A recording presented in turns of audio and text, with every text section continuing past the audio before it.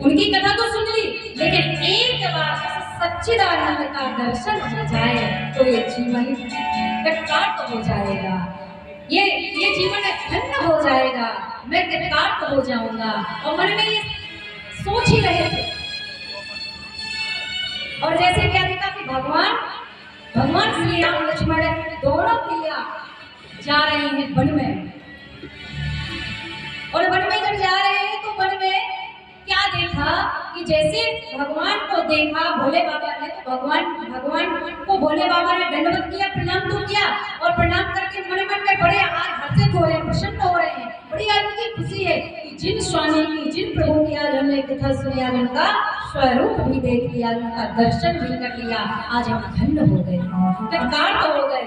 लेकिन जैसे ही प्रणाम किया, महारानी सती ने क्या देखा, प्रभु आप तो जगत के पिता हो, जगदम्बा हो, ईश्वर हो, और आप भोले बाबा गुरु हो इनके, लेकिन आप इनको दंडवत क्यों कर रहे हो, आप इनको क्यों झुक के प्रणाम कर रहे हो। भोले बाबा बोले, देखो महारानी सती, तुम हमारी बात मानो और हमारे साथ कैलाश पर्वत लौट चलो। लेकिन नहीं, महारानी सती ने कहा, प्रभु आप एक बात बताइए, ये जो दो बैरागी जा रहे हैं, धनुष बाढ़ लिए हैं, सर में जटाजूट बांधे हुए हैं, पैरों में कुछ पहने नहीं हुए हैं, और भगवा वेश धारण करके, साधु वेश धारण करके ये वन में क्या करने जा रहे हैं, क्यों वन में भटक रहे हैं। भगवान ने कहा, देखो ये भगवान है, भगवान, किसी प्रकार का संशय मत करो। गोस्वामी जी कहते हैं, जाशु कथा तुम भजरे सिगाई,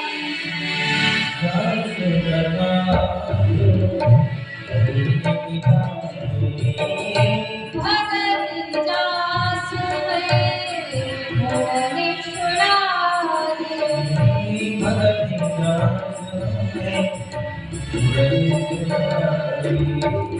सोई मन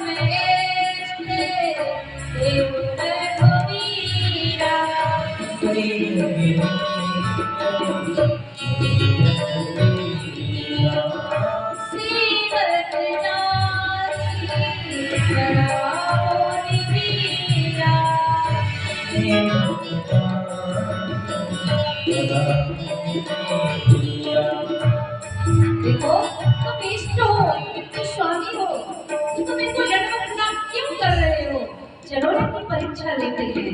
भोले बाबा ने कहा, नहीं नहीं नहीं, ये मेरे स्वामी है, मैं इनका स्वामी, हम एक दूसरे के इष्ट हैं, ऐसी भूल कभी मत कर देना देवी, ऐसी गलती भूल से भी मत करना। ऐसा मन में तुमने सोचा कैसे, अरे कोई साधारण नहीं, ये वही राम दशरथ के बेटा है जो पिता के वचनों का पालन करने के लिए वन में गए हैं। पूरी एक भार्या के पीछे वन में भटक रहे हैं, बोले रावण ने इनकी भार्या का हरण कर लिया है, उन्हीं को ढूंढने जा रहे हैं। तो भार्या का हरण कर लिया तो उसे वन वन में ढूंढने से क्या इनकी पत्नी जानेगी, क्या मिल जाएगी। भोले बाबा ने बहुत समझाया, लेकिन भोले बाबा समझ गए, ये नहीं समझेंगे, ये हमारी बात को नहीं मानेंगे। क्यों? क्योंकि ये दक्ष पुत्री है, इनके समझ में नहीं आएगा। जब इनके पिता ही अहंकारी है तो पुत्री कैसी होगी। हाँ, बहुत समझ आया। तो फिर गोस्वामी जी क्या लिखते हैं, जो तुम्हारे मन, जो तुम्हारे मन अति संदेह,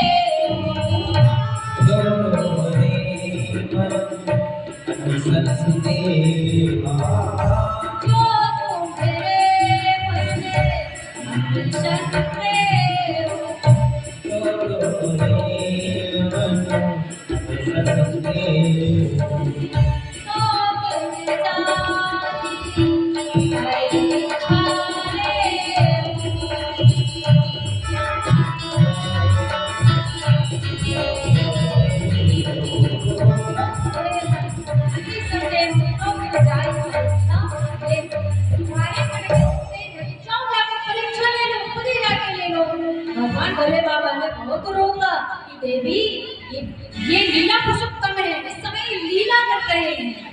इन्हें साधारण ना समझना, इन्हें साधारण ना जानना। और हमारे साथ अभी भी वक्त है, कैलाश पर्वत लौट चलो। लेकिन महारानी सती बोली नहीं, हम नहीं जाएंगे, हम तो परीक्षा जीतेंगे। और जब बात नहीं मानी तो भोले बाबा के बट बच्चे के नीचे आके जाकर बैठ गए और महारानी सती ने माँ जानकी का रूप धारण किया और जाकर आगे आगे चलने लग गई। जब आगे आगे चलने लगी तो भोले बाबा ने क्या कहा, गोस्वामी जी लिखते हैं, हुई है सोई जो राम रचिया था, हुई है सोई जो राम रचिया था।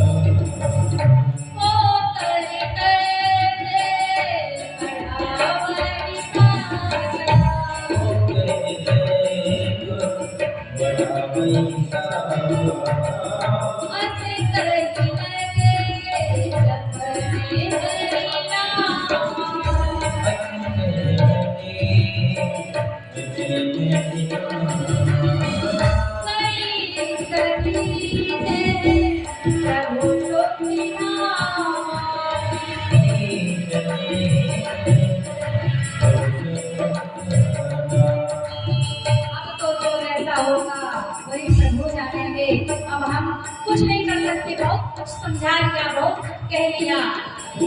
सोई सोई कि प्रभु की जैसी इच्छा, प्रभु जैसा चाहे आपको जो राम की कृपा होगी वही होगा।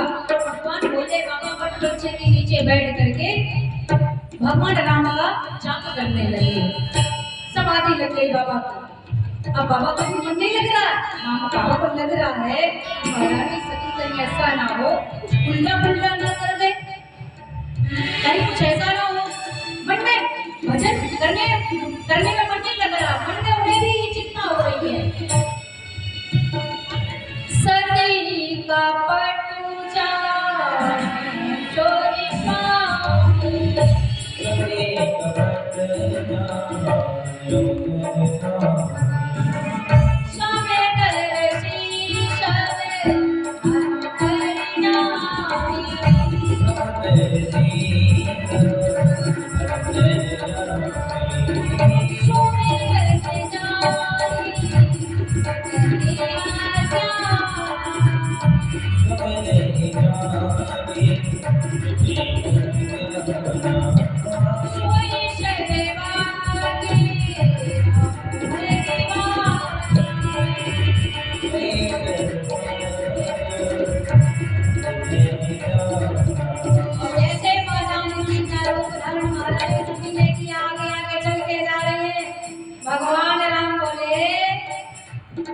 मैया प्रणाम। इस वन में, इस निर्बल जंगल में, वन में अकेली क्या कर रही हो? भोले बाबा को लेकर नहीं आए, हमारे पिताजी को लेकर नहीं आए, कहाँ है भोले बाबा? अब तो बड़ी खिलानी हुई महाराज, मन में बड़ी अंदर से खिलानी होने लग गई। भोले बाबा ने समझाया था, मेरे पति ने मुझे रोकने की कोशिश की, मेरे स्वामी ने मुझे बहुत समझाया, लेकिन मेरी ये कर्कश स्त्री, मेरा ये मन एक बार भी सुनने के लिए तैयार नहीं हुआ। और मैंने ये कौन सा अपराध कर लिया कि मैंने मुझे पहचान लिया? ये बातें में साधारण नहीं है, ये भगवान है। क्यों?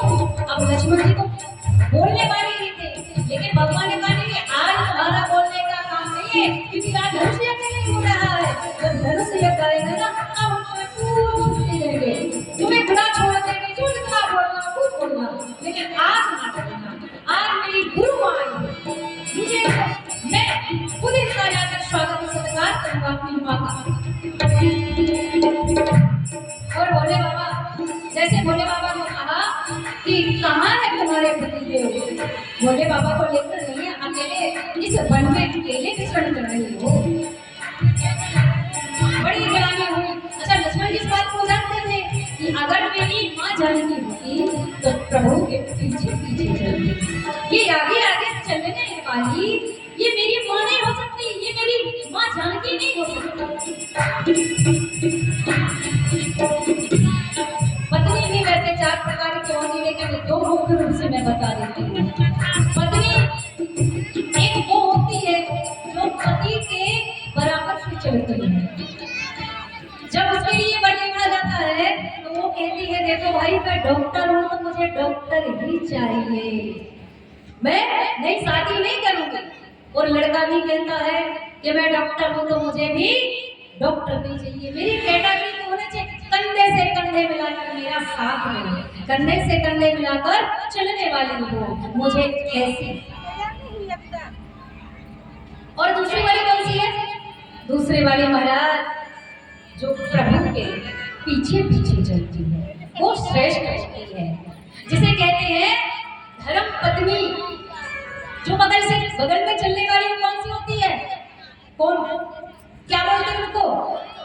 मैडम। कहते हैं ना आइए मैडम बैठिए, वो मैडम होती है। जो पीछे पीछे चलने वाली वो कौन है? वो धर्म पत्नी है, जो पतन के रास्ते से लेकर भव को पार कर दे, वो कौन है? धर्म पत्नी। पतन से लेकर जो गलत रास्ते में पति जा रहा है उसको वहां से निकाल करके परमार्थ के रास्ते में ले जाए, वो कौन है? धर्म पत्नी। तीसरी और बता दें क्या? तीसरी वाली वो होती है जो ऊंची ऊंची हिल की सैंडल पहनती है और पर्स टांग कर चलती है पति के आगे आगे। कौन है ये वाली? सती, जो आगे आगे चल के जा रही है, ये तीसरी वाली है। और चौथी वाली नहीं बोलेंगे, कल बोलेंगे, नहीं आ पाओगे लेकिन। ये बताइए भैया जितने थे तो कहाँ चले गए सब? हम तो कथा में बोल नहीं पाए, कह नहीं पाए।